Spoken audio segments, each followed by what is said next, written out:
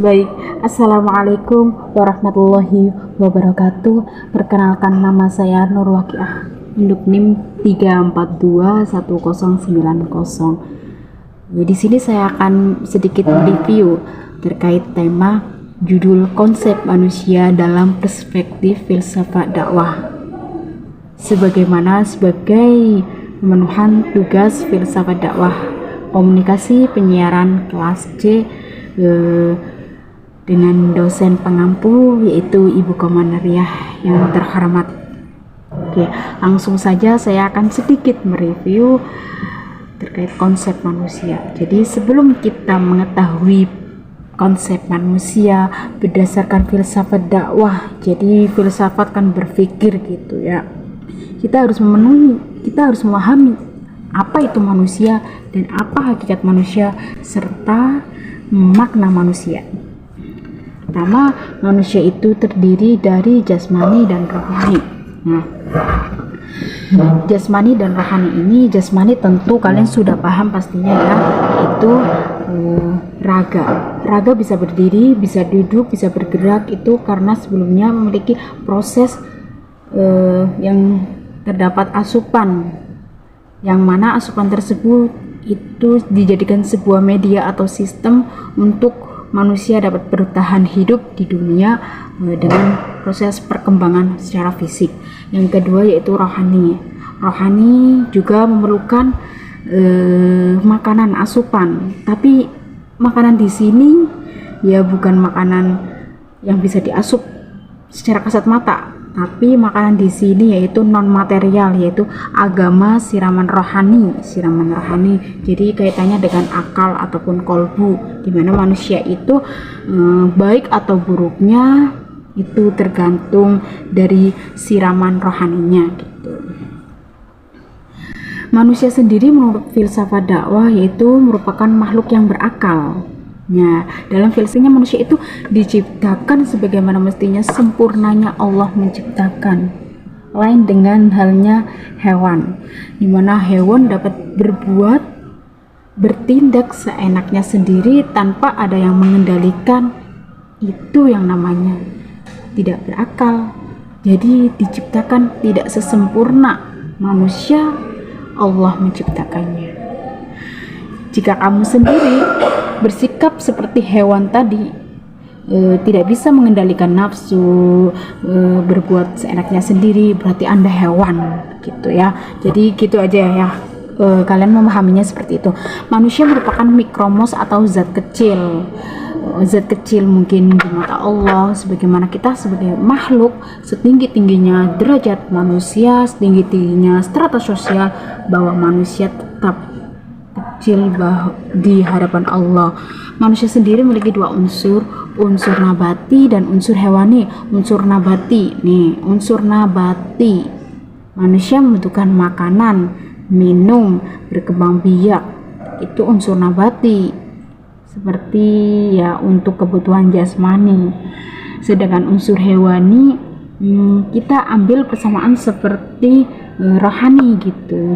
Jadi manusia dapat bertindak seperti egois, marah, sedih, senang, yang berkaitan dengan perasaan, yaitu namanya hewani gitu. Makanya hewani ini ya seperti hewan gitu.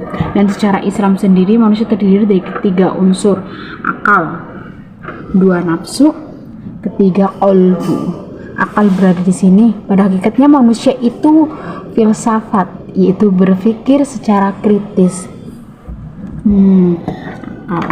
Dan yang kedua ada nafsu. Nafsu inilah yang bisa mengendalikan apakah manusia itu mau tertuju ke jurang dengan jalan yang terbaik ataupun yang terburuk. Nafsulah yang akan menentukan tersebut. Nah, lain halnya nih. Jadi untuk melakukan tindakan tersebut juga membutuhkan akal gitu. Yang terakhir ada kolbu, di mana kolbu ini adalah hati yang bisa membolak-balikan manusia untuk menuju ke jalan yang baik ataupun buruk. Itulah yang akan menentukan. Jadi ketiganya itu saling berkaitan. Nah, penciptaan manusia itu sendiri ya melalui yang sudah dijelaskan dalam Al-Quran kan tanah. Namun di sini juga selain jasmani dan rohani terdapat tanah, air, dan ruh. Dalam Al-Quran ayat 53 juz 20, daya hidup air sangat dibutuhkan untuk tumbuhan yang diturunkan oleh Allah melalui hujan sebagaimana digunakan untuk penciptaan Allah seperti hewan. Maksudnya hewan di sini ya hewan manusia gitu. Materi selanjutnya yaitu makna manusia. Sebelum kita mengetahui dari makna, hakikat, manfaat, itu ada makna manusia dan nafsu, jizim, roh gitu. Manusia memerlukan nafsu, jisim, dan roh gitu ya. Nafsu yang tadi dijelaskan, jisim atau jasad, dan ruh.